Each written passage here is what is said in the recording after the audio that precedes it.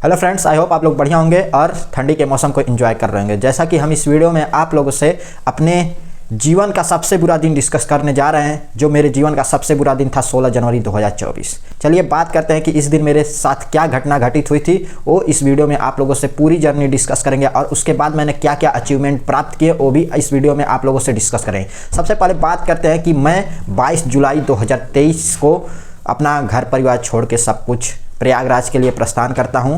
वहां जाने के बाद से वहां मेरा 1% मन नहीं लग रहा था, क्योंकि वहाँ मेरे को कोई जानने पहचानने वाले लोग नहीं थे और कुछ पर्सनल इशू भी थे मेरे वहाँ, क्योंकि वहाँ कोई ना दोस्त था ना कोई था। बस जाके डायरेक्ट डेली लाइब्रेरी जाते थे, आते थे। इस दरमियान 3-4 महीने में बहुत डिप्रेशन में रहा, बहुत ज़्यादा कुछ समझ में नहीं आता था। बस केवल जाके लाइब्रेरी जाता था, चला आता था। उसके बाद से फाइनली 13 अक्टूबर को मेरे से दोस्ती एक मेरे दोस्त से होती है, जिसने मेरे को गाइड किया कि मुझको किस तरीके से कंपटीशन के लाइन में किस तरीके से पढ़ाई करनी है, किस तरीके से मैं कई ढेर सारे एग्जाम को। उस लड़के की खासियत ये थी कि उसने अपने जीवन में जितने भी एग्जाम दिए थे कॉम्पिटिटिव, वो A to Z क्रैक किया था। उसी के गाइडेंस में मैंने काम किया। उसने 13 अक्टूबर से मेरे को डेली एक मॉक टेस्ट दिलवाया और मेरा 17 नवंबर को दिल्ली पुलिस का पेपर था।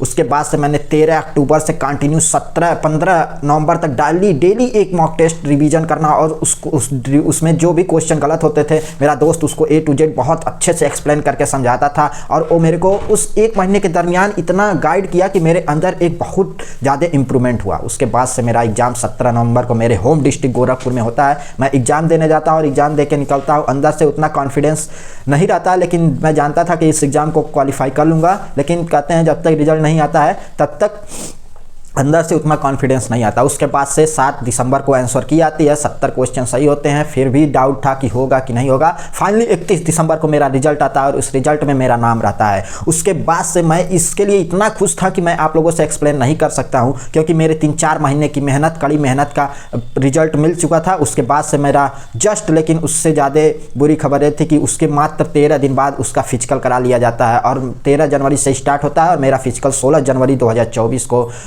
वजीराबाद में ग्राउंड नंबर 4 में था। सुबह इतनी कड़ाके की ठंडी थी कि मैंने वहाँ जाते हैं और फिजिकल ट्राई करता हूं, बट मेरा वहाँ 24 सेकंड से नहीं क्वालिफाई कर पाते हैं। उस दिन तो मैं बहुत रोया, बहुत डिमोटिवेट हुआ। लेकिन वही मेरा दोस्त मेरे साथ भी गया थे, 3-4 लोग हम लोग गए थे वहाँ फिजिकल देने। उसमें से 2 भाइयों का हो गया था, मेरे 2 लोगों का नहीं हुआ था। उसके बाद से उसने मेरे को बहुत गाइड किया। उसने भी अपने जीवन का एक एग्जाम्पल दिया कि देखो मेरे से भी एक बार GD का फिजिकल नहीं हो पाया था। फिर मैंने धीरे धीरे मूव ऑन किया। फिर वहाँ से आया, उसी के जस्ट बाद यूपी पुलिस का भी पेपर आया हुआ था, वैकेंसी निकली हुई थी। उसके बाद से हम आते हैं 17 फरवरी को यूपी पुलिस का एग्जाम होता है। फिर मैं यूपी पुलिस का एग्जाम देता हूं। उसके बाद से वो एग्जाम लीक हो जाता है, फिर डिमोटिवेट होता हूं। उसके बाद से 22 फरवरी को फिर से SSC GD का एग्जाम होता है और फिर मैंने उस एग्जाम को भी क्वालिफाई किया। उसके बाद से CPO SI का एग्जाम हुआ, उस एग्जाम को भी क्वालिफाई किया। बिहार एक्साइज का वो भी क्वालिफाई किया, यूपी पुलिस का वो भी क्वालिफाई किया और अभी रेलवे के भी 1-2 पेपर को क्वालिफाई किया हूँ।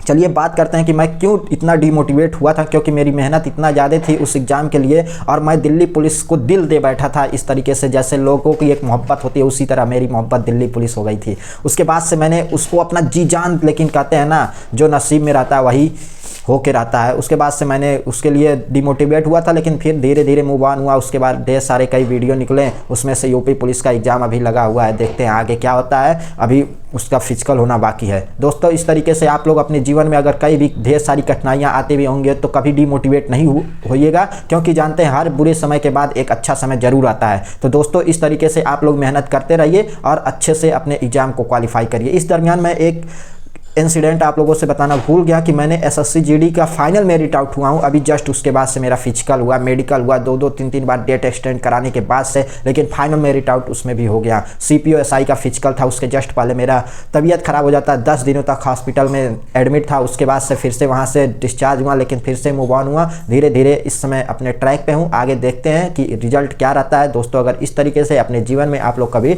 डिमोटिवेट नहीं होइएगा। अगर कभी भी बुरा समय आता है तो कभी उससे घबराने की ज़रूरत नहीं है। बस भगवान से प्रार्थना करते रहना है कि भगवान जिस तरीके से हम मेहनत करते हैं इस तरीके से मेरा परिणाम इसका जरूर दीजिएगा। दोस्तों इस तरीके से यह मेरा जीवन का सबसे बुरा दिन था आज का, इसलिए मैं आप लोगों से बता देता हूं। उसके 1 साल के बाद मैंने क्या क्या अचीवमेंट किया वो भी आप लोगों के सामने है। धन्यवाद दोस्तों, अगर वीडियो अच्छा लगा हो तो लाइक शेयर सब्सक्राइब जरूर करिएगा। धन्यवाद।